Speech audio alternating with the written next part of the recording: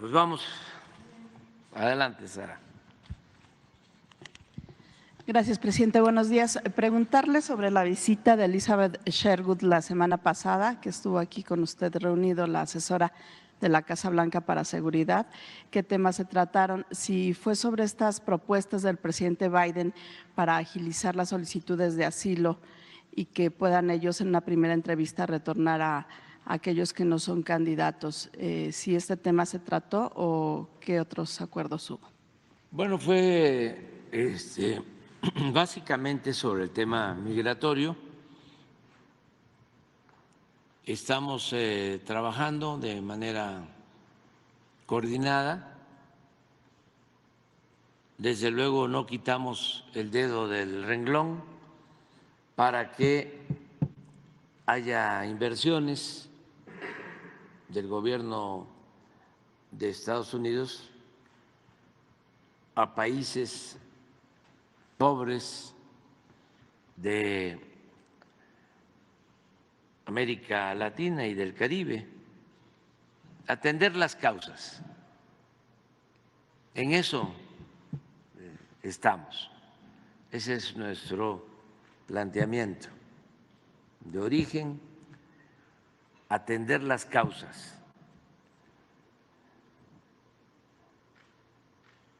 Y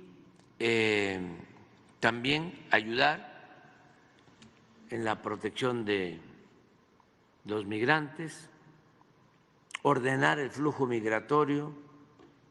Nos ayuda mucho, lo he dicho varias veces, pero sobre todo ojalá y se vaya conociendo e internalizando en los ciudadanos de Estados Unidos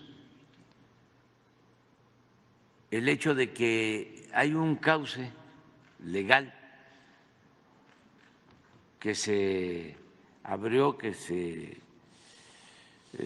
puso en práctica desde la llegada del presidente Biden para que la gente no tenga que correr riesgos atravesando México y que pueda desde su país de origen hacer un trámite de que quiere obtener una visa de trabajo en Estados Unidos. Y hay un procedimiento abierto y está funcionando. No fue un simple anuncio, no fue una medida demagógica. Hay aproximadamente 1.500 migrantes que ingresan diariamente con este mecanismo a Estados Unidos. Eso no existía antes.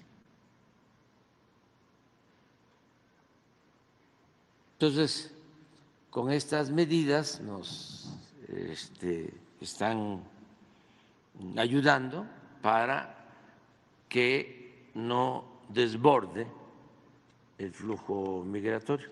Sin embargo, insisto, falta la atención a las causas.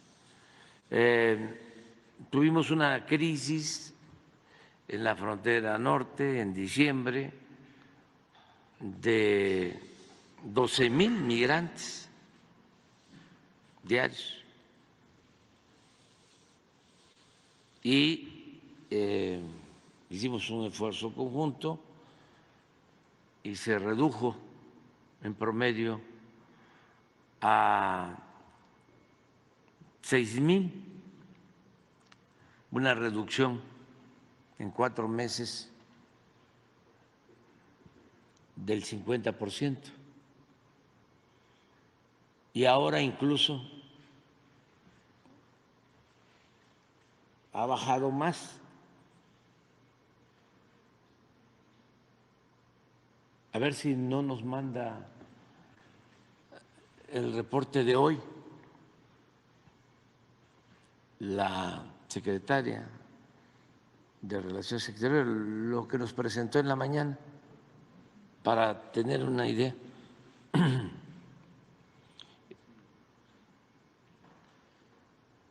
Si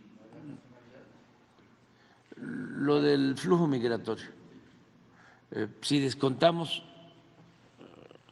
los que obtienen su visa legal,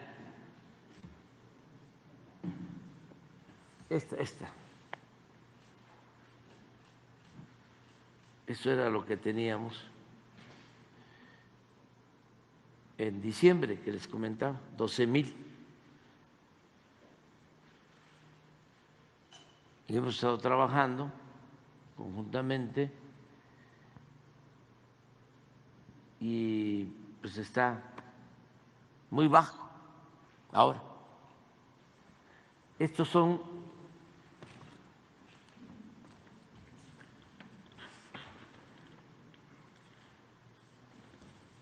los que entran mediante ese mecanismo que se estableció. Esta es la migración que no tiene cauce legal.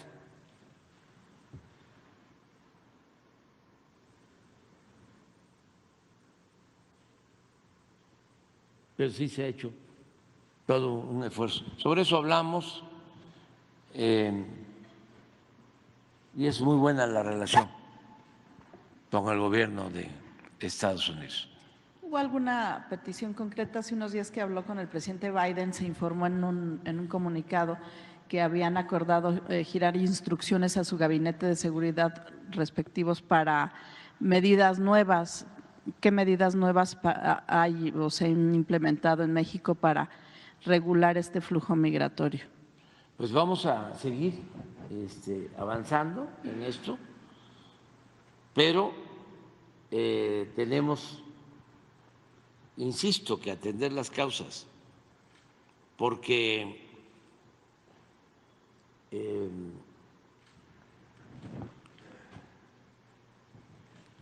se requiere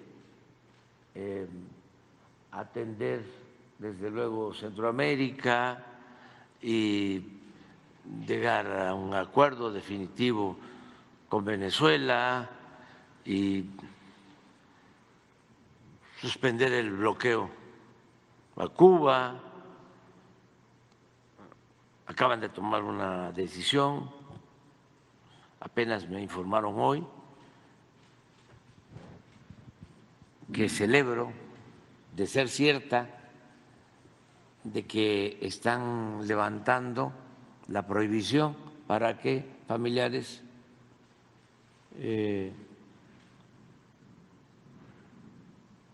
de quienes han decidido vivir, porque esa es su voluntad, en Cuba, puedan recibir remesas, porque se les había prohibido, imagínense eso. En el caso de México, nosotros le agradecemos mucho, mucho, mucho a nuestros paisanos migrantes que envían 63,000 millones de dólares a sus familiares.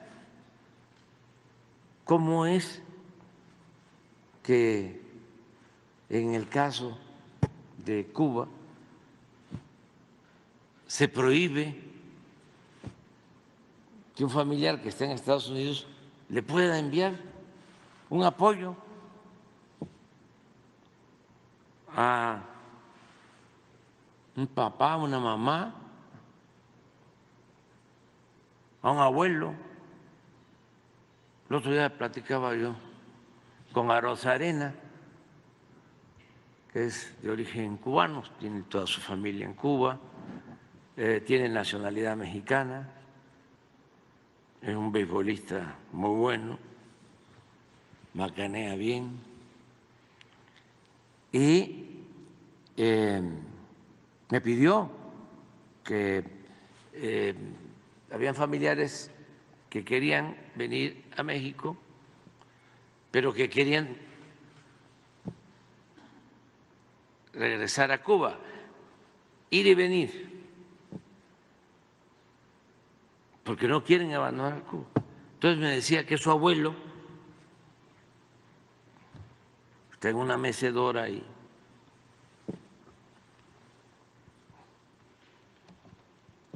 fuera de su casa, en el pueblo donde viven, dice, no, yo no me muevo, yo me quedo, como diría Pablito Milanés, el finado. Es la libertad. Pero ¿cómo no permitirles que reciban apoyo de sus familiares? No es el gobierno.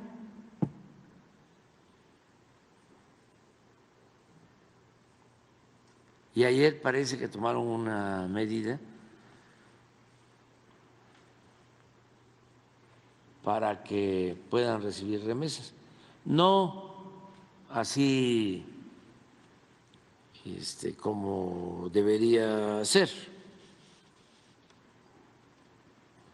sin límites. Parece que es algo todavía incipiente, pero es un buen paso y ojalá y los gobernantes de Estados Unidos continúen con estas acciones y los políticos de los dos partidos entiendan que por encima de los intereses económicos, ideológicos, están los derechos humanos,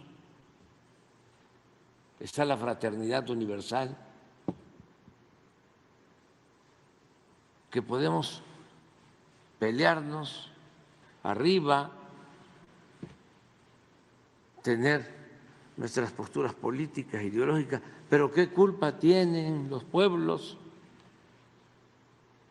¿Y por qué los pueblos tienen que padecer de esas diferencias? Eso no tiene que ver con la libertad, no tiene que ver con la democracia, y mucho menos con el humanismo.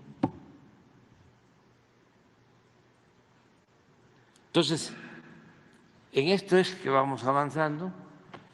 De a eso vino Elizabeth, que es la secretaria, asesora, consejera de seguridad del presidente Biden, una mujer muy inteligente y profesional. Y le comentó de esta propuesta el presidente Biden de agilizar las solicitudes de asilo y si eso no implicaría que haya mayor número de retornos de migrantes rechazados a México. No, estamos así, vamos bien. En una plática le dije al presidente Biden, con todo respeto, de que ya están llegando tantos estadounidenses a la Ciudad de México, porque es una de las ciudades más bellas del mundo. No quiero herir susceptibilidades, crear celos y sentimientos, pero pues a todos nos consta de que están llegando a vivir muchísimos estadounidenses a México, a todo el país, a Yucatán, a Jalisco, Baja California Sur. Están construyendo sus viviendas, a la Ciudad de México, muchos. Y le dije que estábamos pensando, pero para no ser tan rígidos, tan acartonados, en nuestra relación. Estamos pensando en ser más riguroso en la entrega de las visas a los estadounidenses.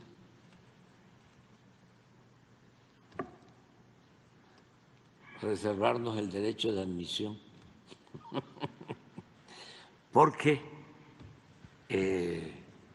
México es el paraíso, el Edén, nuestro querido México. Pero bueno. En broma fue. Sí, porque llevamos muy buena relación, somos pueblos hermanos, somos vecinos. Lo único que queremos es ser buenos vecinos, que hay una política de buena vecindad. Y ya lo he dicho muchas veces,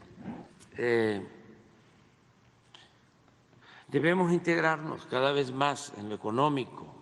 Somos el principal socio comercial en el mundo, México, Estados Unidos. Nos necesitamos, nos complementamos. Tenemos que fortalecer la región, América del Norte, como una de las regiones, no una de las regiones, la región más fuerte en lo económico en el mundo. Más si avanzamos en la integración de toda América, que ese es nuestro propósito y esa ha sido nuestra política. Además, son muchos los lazos, pues, de amistad, de convivencia, 40 millones de mexicanos en Estados Unidos. Esto que está pasando ahora, que son bienvenidos los estadounidenses a México. Entonces, es un hecho que al futuro se va a consolidar la integración. Lo único que hay que cuidar, el gran acuerdo, es cómo respetarnos, cómo no olvidar que somos países independientes y soberanos.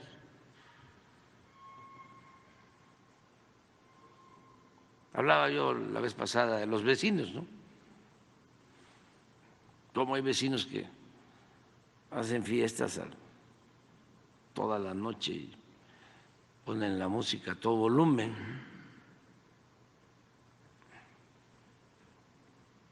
Y luego gritan y espían.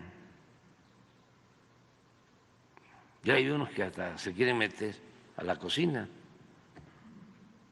Pues esos no son buenos vecinos, ¿no?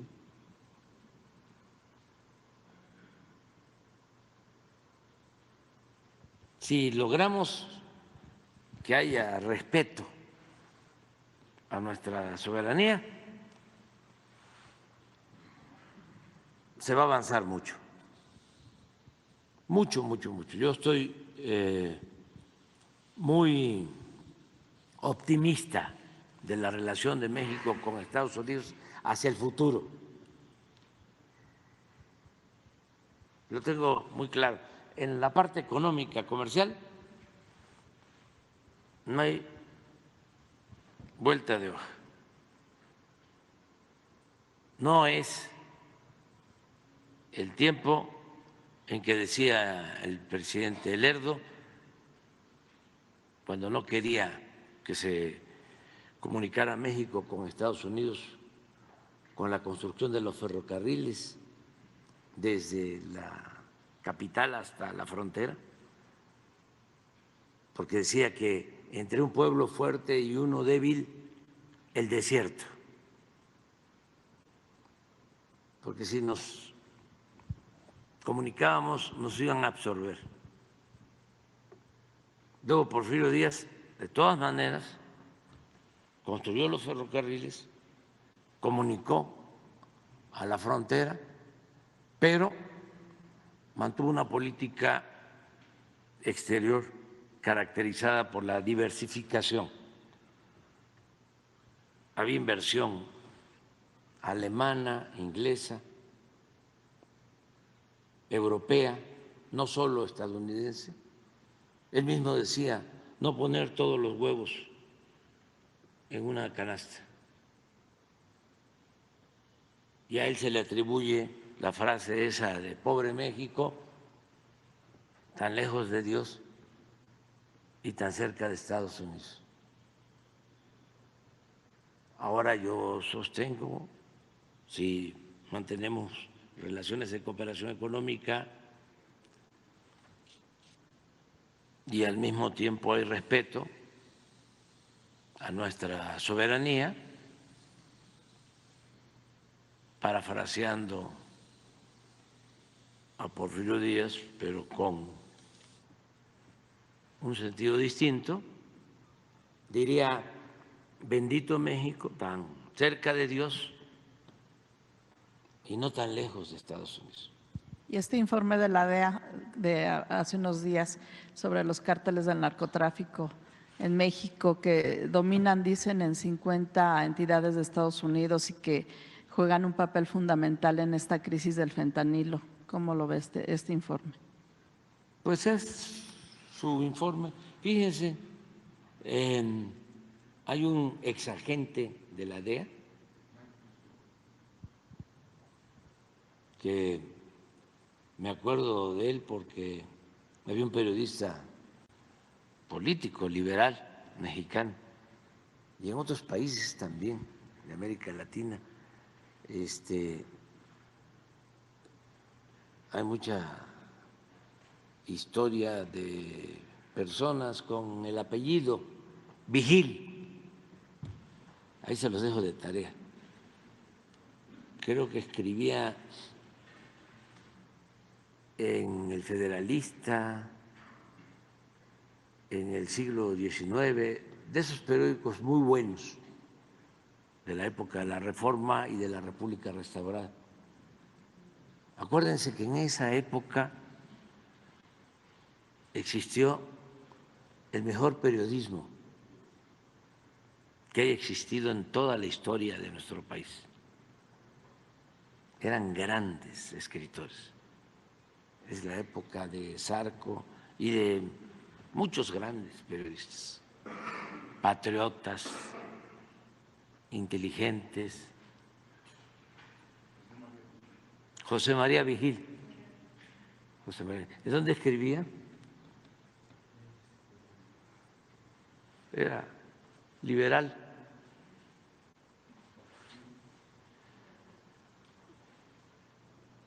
Pero, por ejemplo, aquí estuvo en ese entonces José Martí y escribía en El Federalista. Y aquí escribió ese guión para una obra de teatro que se llama Amor con amor se paga. Y cuando llega al poder por la fuerza, con la bandera de la no reelección, y se apodera de la presidencia Porfirio Díaz, y se queda 34 años en el poder. Martí, que estaba en México, 1876, le escribe a un amigo de apellido Mercado, Julián Mercado. Me da mucho gusto porque estoy ejerciendo mi memoria y me está haciendo lo que el viento a Juárez, el COVID y el post-COVID. Le escribe para despedirse. Me voy de México, dice Martí. Fíjense, 1876 y Porfirio Díaz domina hasta 1911, 34 años. Pero para que se conozca lo que es la visión de un pensador, de un hombre visionario. 34 años antes de que se vaya al exilio, Porfirio Díaz, entrando, dice Martín, me voy de México porque con un poco de luz en la frente no se puede vivir donde mandan tiranos. Bellísimo, ¿eh? Y profético. Por eso hay que alentar el nivel intelectual en el país. Ya, con todo respeto, ¿no? Ya pasó el tiempo de los Aguilares Camines y de los Krauses, ya. Y de los abajo firmantes. O sea, tiene que surgir algo nuevo. Verdaderamente imaginativo, creativo. Algo que aporte a los nuevos tiempos, a interpretar las nuevas realidades, los nuevos reacomodos. Pero les hablaba yo de Vigil y le preguntaron, me llamó la atención ayer que estaba yo ahí viendo las redes y le preguntó un reportero, un conductor.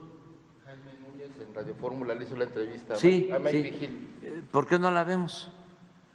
Sobre el informe que dio la DEA. Este señor fue agente de la DEA. Yo creo que todavía está en activo, aunque retirado.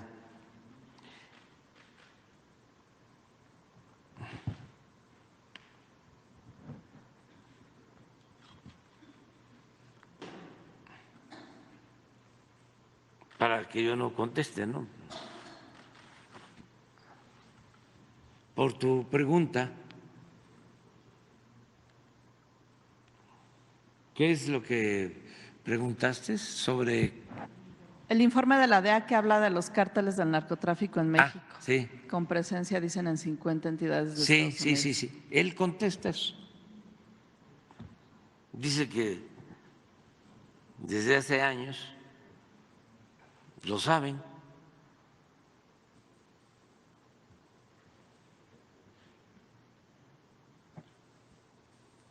Que no es novedad, que es un refrito.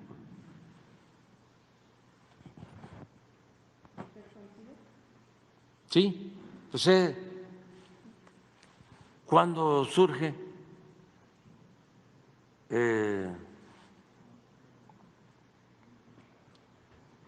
el cartel de Sinaloa o el de Jalisco, ¿desde cuándo? Y él lo dice.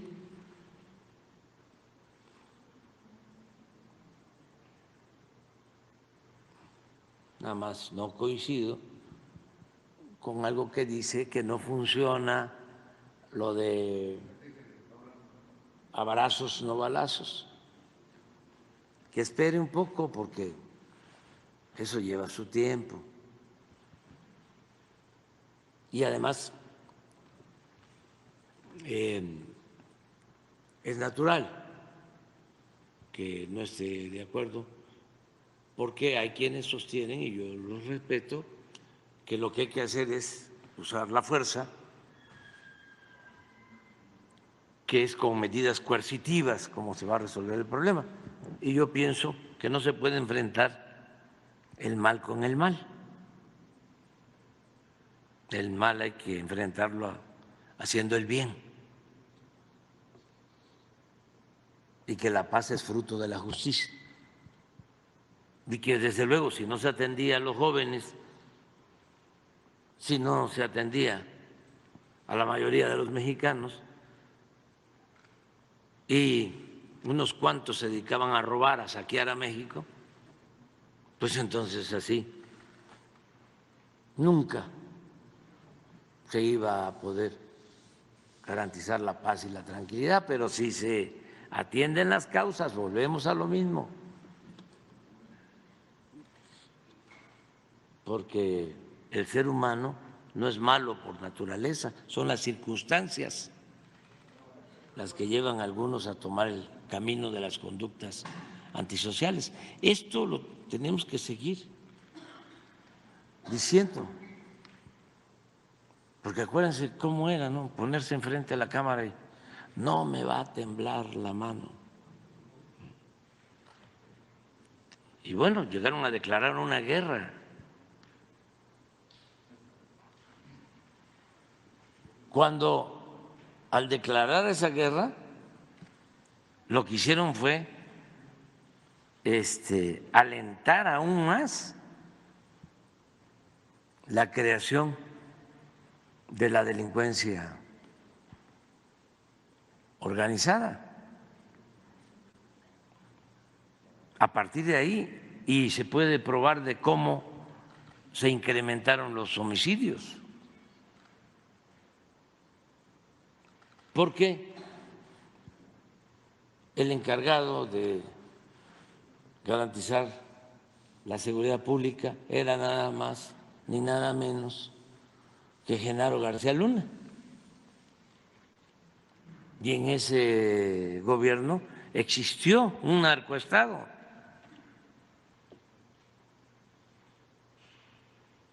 Nada más que ya también, ni modo, lo voy a seguir diciendo. Era cuando les pedían a todos los dueños de los medios de información que no hablaran de la violencia en México. Y todos calladitos, como vasallos. ¿Cuál era la consigna del vasallo? Durante el periodo virreinal, obedecer y callar.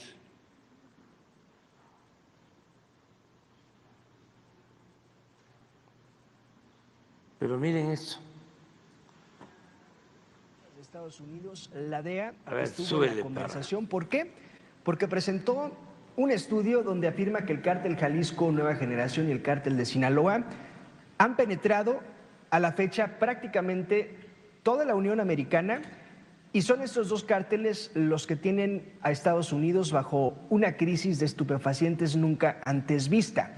Entre otras tantas afirmaciones, por ejemplo, que Ismael Zambada ya no lidera el cártel de Sinaloa por cuestiones de salud, y otros tantos asuntos. Para platicar de ello, le agradezco, como siempre, muchísimo, nos toma la comunicación al exagente de la DEA, Mike Vigil.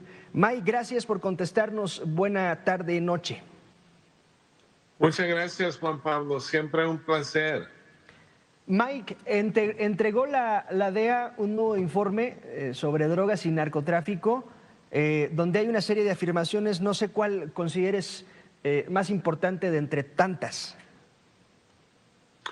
Bueno, se trata de esto, que no sé por qué salió este informe diciendo que los dos carteles habían penetrado los 50 estados en los Estados Unidos, porque ya hace más de 5 años que ocurrió esto. Cuando Chapo Guzmán fue extraditado en 2007 a los Estados Unidos, ya el cartel de Sinaloa ya estaba operando en 6 de los 7 continentes, y en Jalisco Nueva Generación más o menos ya le llegaba al nivel más o menos al cartel de Sinaloa. Sí. Solo que me parece muy raro que están reportando esto ahora, cuando en realidad sucedió más de 5 años en el pasado. Mike, ¿sí es esta la crisis de estupefacientes más grave en la historia de los Estados Unidos, tal y como lo señala la DEA? Sí, simplemente por el fentanilo principalmente, pero también por otras drogas. Y los carteles, Juan Pablo, están mezclando fentanilo, que es 50 veces más potente que heroína y 100 veces más potente que morfina. Pero mezclan todo esto con otras drogas y en los últimos 2 años han fallecido como 107,000 personas de sobredosis de droga. Solo que nosotros tenemos un problema de consumo muy grande en los Estados Unidos y necesitamos de atacar ese problema al mismo tiempo que se atacan los carteles. Estoy platicando con el ex agente de la DEA, Mike Vigil. Mike, otra afirmación de la DEA durante esta semana es que Ismael El Mayo Zambada ya no lideraría por completo el cártel de Sinaloa. Afirma la DEA que El Mayo podría estar pasando por algunos problemas de salud a consecuencia de su edad. No, Ismael Mayo Zambada todavía es el líder del cartel de Sinaloa. Sí tiene problemas de salud, es diabético. Él nunca sale de la Sierra Madres, ahí cerca de Sinaloa, simplemente porque él es muy cuidadoso, mucho más que Chapo Guzmán, pero todavía es el líder del cartel de Sinaloa y por eso los chapitos están en conflicto Sí. con el cartel de Sinaloa, por ejemplo, en Sonora, porque ellos saben perfectamente bien que si muere Mayo Zambada, entonces se va a fracturar el cartel y va a ser más difícil para controlarlo. Un cártel de Sinaloa incluso dividido, Mike, porque aunque sea Ismael Zambada quien lidera, pues hay desacuerdos con los chapitos y hay desacuerdos de los chapitos con su propia familia, es decir, con Aureliano Guzmán Loera, el guano hermano de Joaquín El Chapo Guzmán. Sí, hay conflicto. Siempre ha habido conflicto entre ellos mismos. Es como una familia que está siempre en conflicto, peleando, y luego llegan a un acuerdo, trabajan perfectamente bien y luego comienzan otra vez en conflicto. Pero esto no les ha ayudado, por ejemplo, a los chapitos tomar control del cartel de Sinaloa, porque Mayo Zambada es una persona respetada, no nomás adentro del cartel de Sinaloa, pero también de los otros carteles, porque él es una persona que nunca ha tocado una celda de la cárcel por un solo minuto. Estoy platicando con el ex agente de la DEA, Mike Vigil. Mike, esta expansión de los cárteles mexicanos de la que habla la DEA, ¿será un descuido del gobierno mexicano, pero también del gobierno estadounidense y viceversa? Es decir, ¿es un asunto con doble responsabilidad? Bueno, se trata de esto que la política de abrazos y no balazos, Juan Pablo, nunca ha funcionado. Esa es una política donde no enfrentan a los carteles y han cogido más poder. Ahora, por ejemplo, no respetan el imperio de la ley y en realidad operan no nomás por todos los Estados Unidos, pero también casi por todo México. Entonces, sí ha fracasado esa política en México y luego también nosotros hemos fracasado sobre el consumo de droga y no reducir la demanda aquí, porque si no es México, va a ser otro país si sigue existiendo la demanda. Este informe de la DEA, Mike, hablaba de sobornos, intimidaciones, amenazas y extorsiones a funcionarios gubernamentales y portuarios por parte de los cárteles mexicanos en México. Ahora sí que un asunto que no podía saberse, pues es un asunto que se ha sabido prácticamente desde siempre, Mike, y sobre todo cuando hay casos como el de Genaro García Luna encarcelado por estos temas.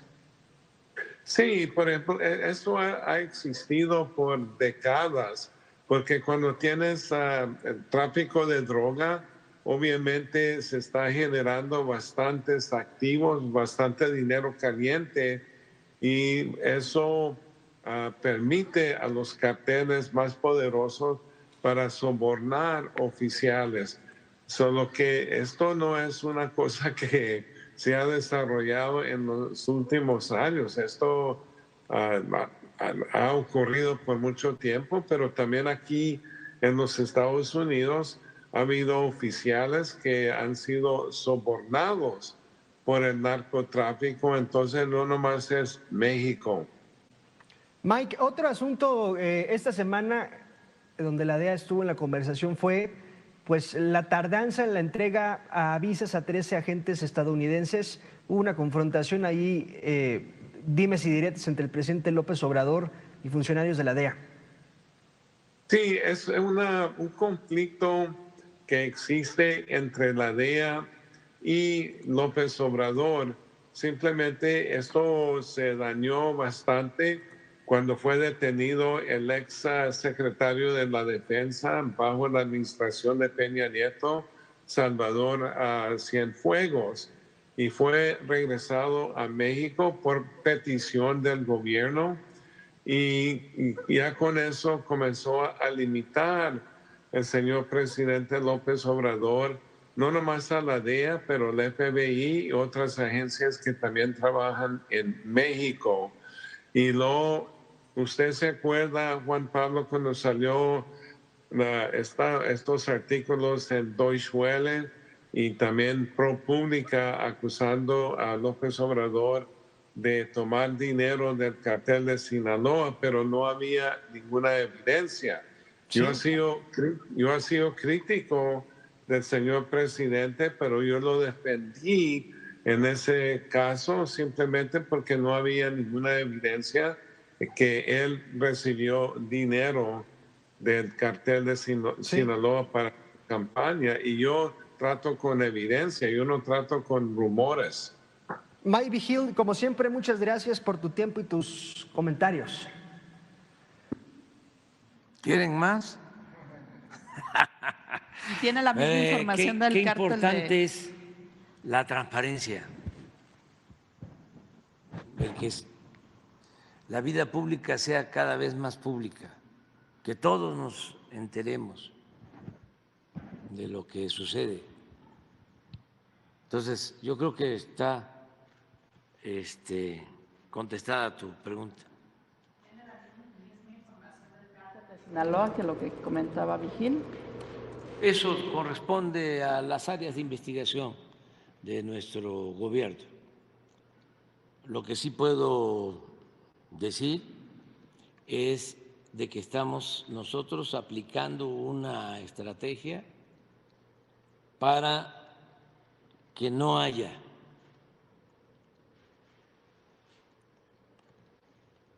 muertes, homicidios, asesinatos en México. Y ayudamos y cooperamos con el gobierno de Estados Unidos, pero la prioridad, nuestro deber es garantizar la paz y la tranquilidad en México. Por razones humanitarias, y además como buenos vecinos, ayudamos en todo lo relacionado al combate al narcotráfico. Pero también, como él lo menciona con mucha claridad, ellos tienen que hacer su tarea. El principal problema de Estados Unidos en la actualidad es la pandemia de consumo de fentanilo. Eso duele mucho, porque pierden la vida 100,000 jóvenes. No están atendiendo las causas. Y se les hace muy fácil echarle la culpa a México.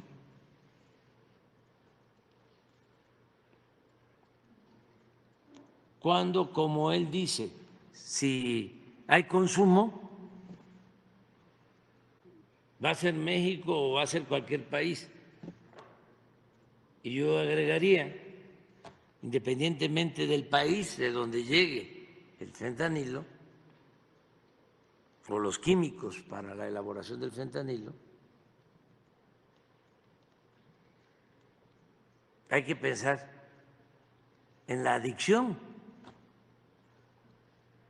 porque ahora es fentanilo, pero puede ser cualquier otra droga. El problema es por qué la adicción. Y lo que debe hacerse es atender eso. Y yo sostengo que eso tiene que ver con el abandono a los jóvenes, con la desintegración de las familias. Es una crisis social. Y eso no se resuelve con un policía en cada esquina.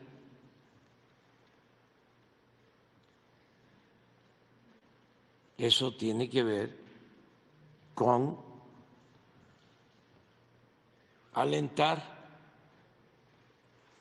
un estilo de vida, una forma de vida, en donde no sea lo material lo más importante, el consumismo, el lujo barato, sino los valores culturales, morales, espirituales. Por eso no me voy a cansar de repetir lo importante de la herencia que recibimos de nuestros antepasados, de esas civilizaciones olvidadas,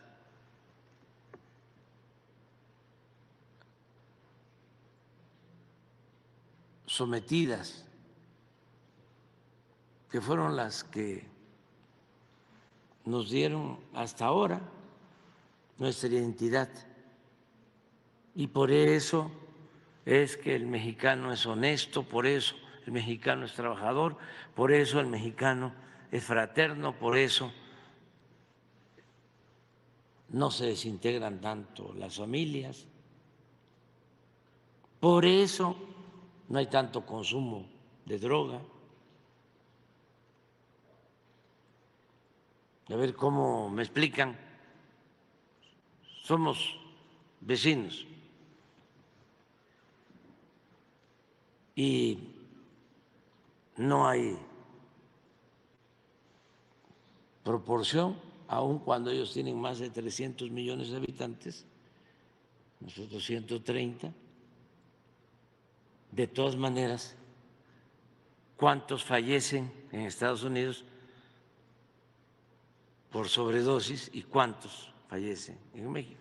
¿Por qué en México no hay esa búsqueda de felicidad que al final se convierte en infelicidad con las drogas?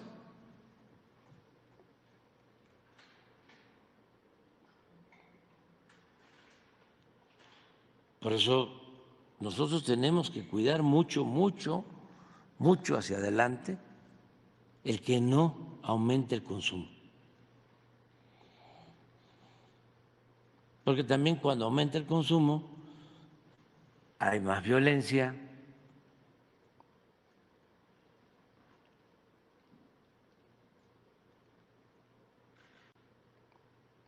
donde tenemos más homicidios, donde hay más consumo. En México. Luego, entonces, ¿qué tenemos que hacer?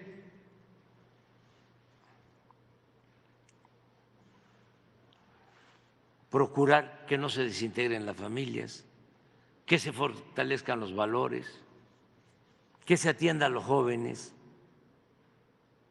que no se les diga ninis de manera burlona, que ni estudian ni trabajan, sino que se les den oportunidades de estudio y de trabajo. Pero esto está muy difícil de concebir en la mentalidad conservadora, y menos en la mentalidad conservadora autoritaria, en donde todo lo quieren resolver con la mano dura, con cárceles, con leyes más severas.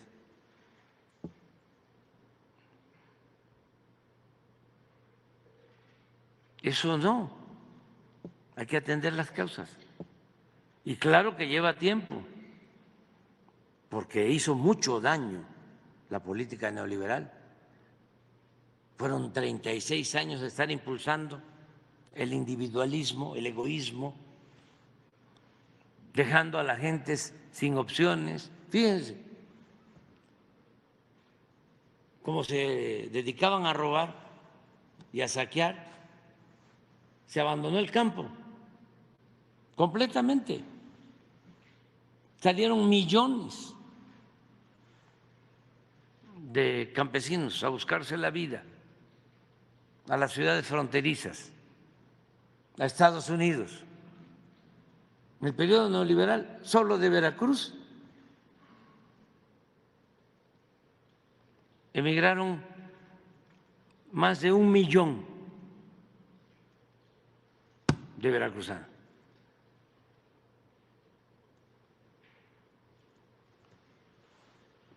Se tuvieron que ir. Eso porque no había otra opción. Lo otro era la economía informal, buscarse la vida como fuese, y lo otro, afortunadamente, no fue el camino que tomaran muchos, pero sí era el de la delincuencia.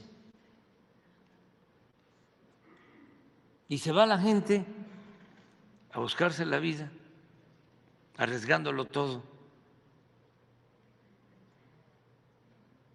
Y ni así, aunque se producen problemas de desintegración de familias, pero ni así se olvidan de la familia. No se olvidan ni de la familia ni del pueblo.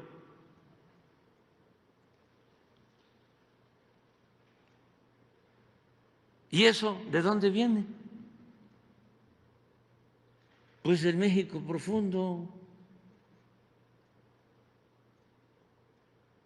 Entonces, en el caso de Estados Unidos, con todo respeto,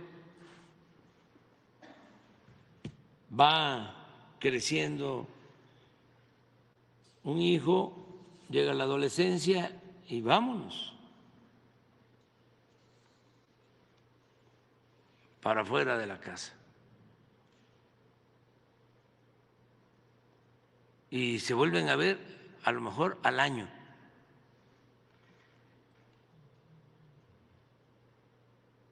Y hay testimonios donde van creciendo las hijas, los hijos, ya los padres le dicen, bueno, si quieres vivir aquí, tienes que aportar $300 al mes. Si no, ya no puedes. Aquí es distinto, aquí es échenle más agua a los frijoles. Eso que ha pasado desapercibido es fundamental. Por eso me molesta tanto el racismo.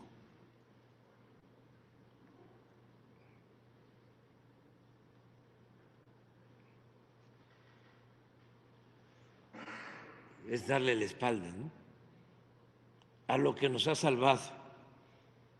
¿Qué ha salvado a México? Sus culturas.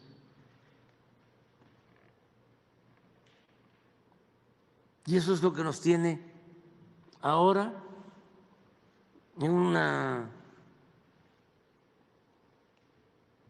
posición, en un sitio entre los mejores países del mundo, aunque no les guste a los conservadores. Ya ven cómo decían, ¿no?, que el mexicano era flojo, ¿sí?, que no trabajaban. Ahí está el ejemplo de los migrantes y de todos los mexicanos. Pero para un conservador estás pobre porque no trabajas, además porque tienes mala suerte, porque desde que el mundo es mundo, unos tienen fortuna y otros no. Unos tuvieron la posibilidad de estar cerca de los gobernantes que rompieron la piñata. ¿Y tú dónde estabas?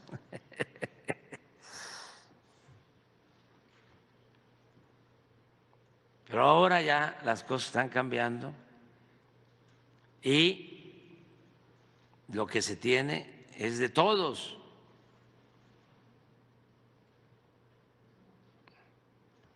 Y en el caso de la seguridad se tiene que ir avanzando y cada vez más, solo que pues es una herencia, ¿no?, algo que dejaron. Porque imagínense, desatar una guerra para enfrentar al narcotráfico. Y como resultado de esa guerra, en vez de resolver el problema, se agrava.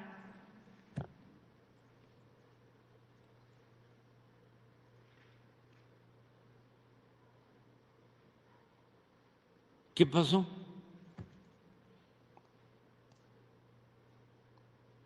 Pues que simularon que iban a combatir el narcotráfico y lo que hicieron fue asociarse y al final entregarles el gobierno a las bandas. Y con todo respeto al gobierno de Estados Unidos, y no necesariamente fue un acuerdo entre presidentes, sino un acuerdo entre funcionarios, ¿no?, de los dos gobiernos. Además, siempre se ha pensado, porque nos han metido en la cabeza, de que los funcionarios de Estados Unidos o de otros países son muchos mejores. Los técnicos son científicos, todos los políticos de Estados Unidos son hombres de Estado. estadistas. Pues no, no, en todo el mundo hay buenos políticos y México tiene una tradición política que ya quisiera en otras partes. Siempre lo digo, ¿dónde están los Hidalgos? ¿Dónde están los Morelos? ¿Dónde están los Juárez? ¿Dónde están los Villas? ¿Dónde están los Zapatas? ¿Dónde están los Flores Magón? ¿Dónde están los Maderos? ¿Dónde están los Lázaro Cárdenas? Pero es como una actitud de acomplejados. No, no somos más, pero tampoco somos menos que nadie. Y por eso es muy interesante todo lo que está sucediendo, todo lo que está pasando. Imagínense qué vergonzoso para los dos países, para los dos gobiernos, para los dos pueblos, que en la embajada de Estados Unidos en México, pues eso solo en los tiempos de Wilson, bueno, que ya decía yo que no lo iba yo a mencionar, que era preferible olvidarlo. El embajador de Estados Unidos, el peor embajador de Estados Unidos en México. Acuérdense del pacto de la embajada, ahí donde tramaron el asesinato del presidente Madero, el apóstol de nuestra democracia. Pero con Calderón, algo parecido, porque aquello fue el horror. El mismo embajador de Estados Unidos informando que desde la embajada daban las órdenes, desde la embajada de Estados Unidos en México, para los operativos en contra de la delincuencia organizada. Y ahí calificaba él mismo de que la Marina sí les hacía caso y el Ejército no. Y él mismo ahí informando de que a los marinos los habían formado en el Comando Norte.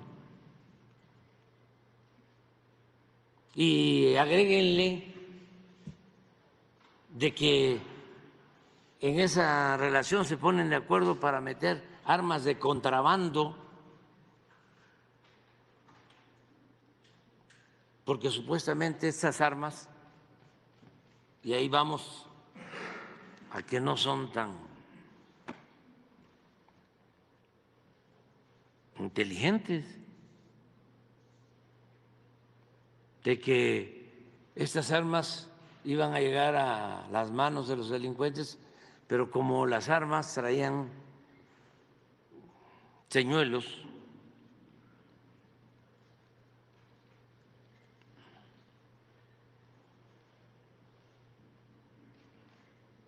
les iban a servir para dar con ellos y detenerlos.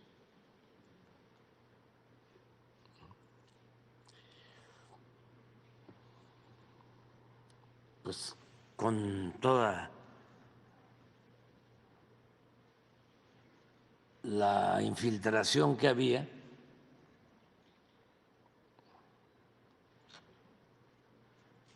pues ¿qué hicieron los delincuentes?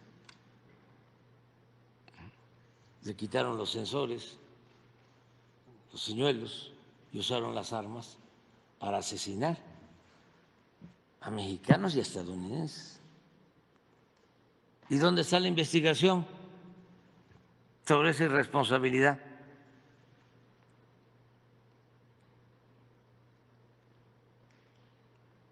Por decirlo menos, irresponsabilidad.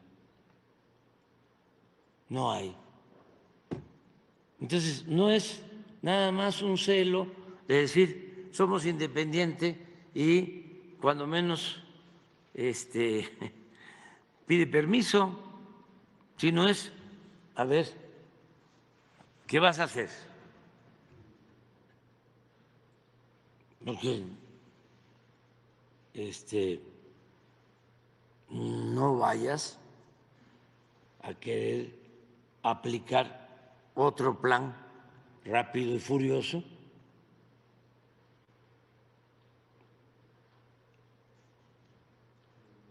nosotros tenemos profesionales en el manejo de la seguridad nacional, de la seguridad pública, de la defensa, de lo mejor. Y no solo marinos y militares, tenemos sociólogos, tenemos antropólogos, tenemos politólogos, internacionalistas, de lo mejor.